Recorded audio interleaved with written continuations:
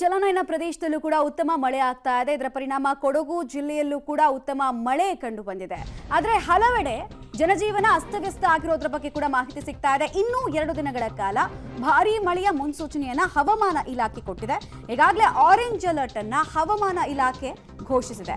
ಭಾರೀ ಮಳೆಯಿಂದ ಗ್ರಾಮೀಣ ಭಾಗದ ರಸ್ತೆಗಳು ಹೊಳೆಯಂತಾಗಿರುವುದು ಸರ್ವೇ ಸಾಮಾನ್ಯವಾಗಿ ಕಂಡು ಬರ್ತಾ ಇದೆ. ಕುಶಾಲನಗರ ತಾಲೂಕಿನ ಹಲವೆಡೆ ಕೂಡ ಮಳೆ ರಾದ್ಧಾಂತವನ್ನ ಸೃಷ್ಟಿ ಮಾಡಿದೆ.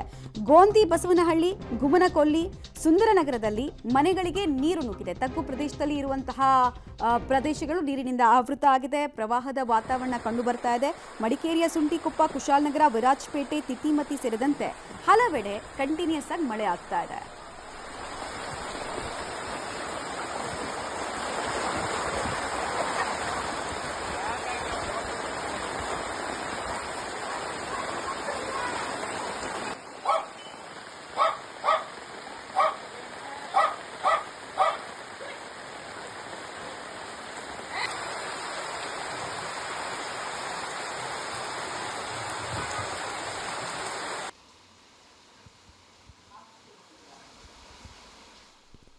ಮಳೆಗೆ ಸಂಬಂಧಪಟ್ಟಂತಹ ವಿವಿಧ ದೃಶ್ಯಾವಳಿಗಳನ್ನು ನೀವು ಗಮನಿಸ್ತಾ ಇದ್ದೀರಾ. ಮಡಿಕೇರಿಯಲ್ಲಿ ಮುಂಗಾರು ಪೂರ್ವ ಮಳೆಯ ಆರ್ಭಟ ಈ ರೀತಿಯಾಗಿದೆ.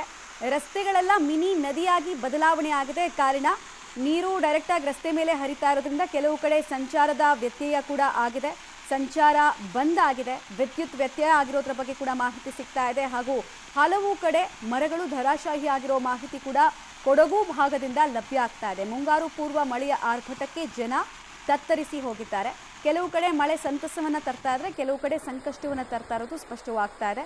ಮಡಿಕೇರಿ ಲಾಸ್ಟ್ ಒಂದು 4-5 ವರ್ಷಗಳಿಂದ 2018ರಿಂದ ಪ್ರಕೃತಿಯ ಮುನಿಸಿಗೆ ಆಗಾಗ ಸಾಕ್ಷಿ ಆಗ್ತಾ ಇರುವಂತಹ ಪ್ರದೇಶ ಆಗ್ತಾ ಇದೆ. ಈ ಸಲ ಕೂಡ ಮಳೆ ಬಂದಿದೆ.